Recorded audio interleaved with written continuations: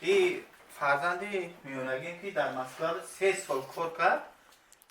تحریم امریکا و اروپا بر روسیه نظام زندگی دوستمراد یارمتوف را در واسه تغییر داد. دو فرزند او از همان 1 میلیون مهاجر کوریایی هستند که گفته می شود در روسیه با آنها بیکاری یا کم شدن معاش تهدید می کند.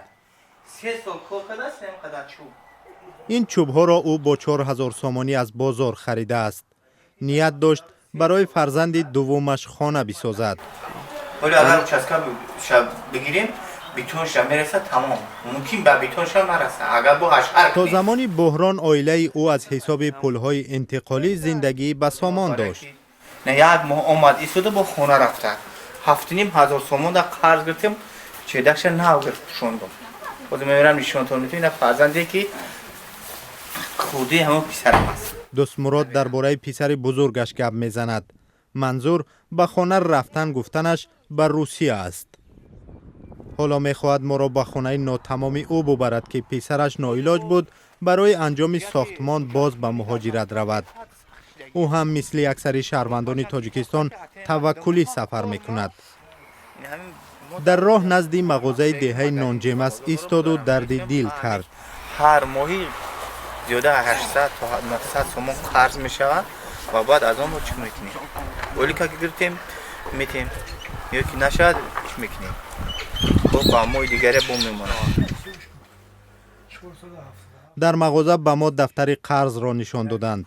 از درازی سطر ارقام معلوم شد دوستمراد در شمول کسانی است که بیشتر از همه قرض میگیرند. تو آن همین راسته. انا با سیفو بوم میکنیم با همتری با چند چی دیگه ده. با گفته او این همه میراث زمانی بحران است.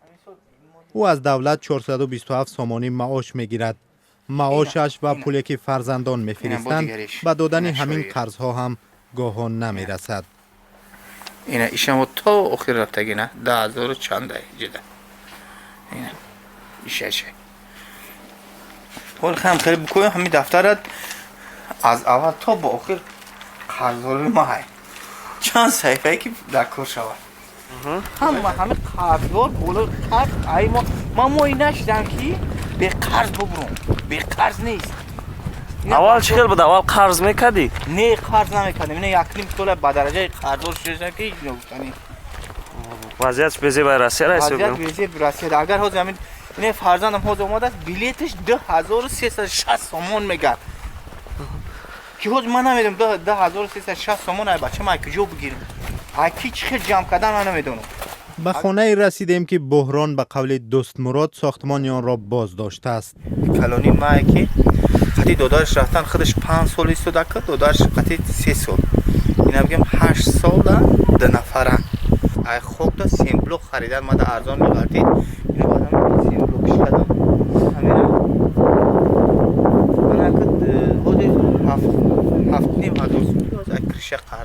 این قرض حقی اوستایی است که بام این خانه را برداشته است. اگر 3 سال پیش از دوستمراد زمانی انجام ساختمانش را میپرسیدند او شاید دقیق میگفت. حالا چیزی گفته نمیتواند. یا اگر در رسی اگر هم خیلی با کار کردن بگیرین بچه ما بود مجبورم کروی کنم اگر کسا کار نکنن نیان اون خونه کش سوز نکنن ما دیگه با پول جد ما روز مگذروندن نمیشه. با گفته دوستمراد خانه های این محله اکثر با پول مهاجران کاری ساخته شدند. هر کی به مهاجرت نمی رود از بام گلینشان معلومند.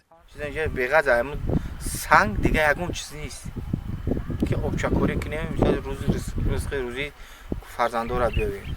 دوستمراد قریب هر روز از خانه نیم ساخته پسرش خبر میگیرد. چون اطرافش دیوار ندارد تشویش میکشد با آن آسیب برسد. با آن امید میبندد که بحران در روسیه خاتمه مییابد و او دوباره به نظام 3 سال پیشی زندگی برمیگردد.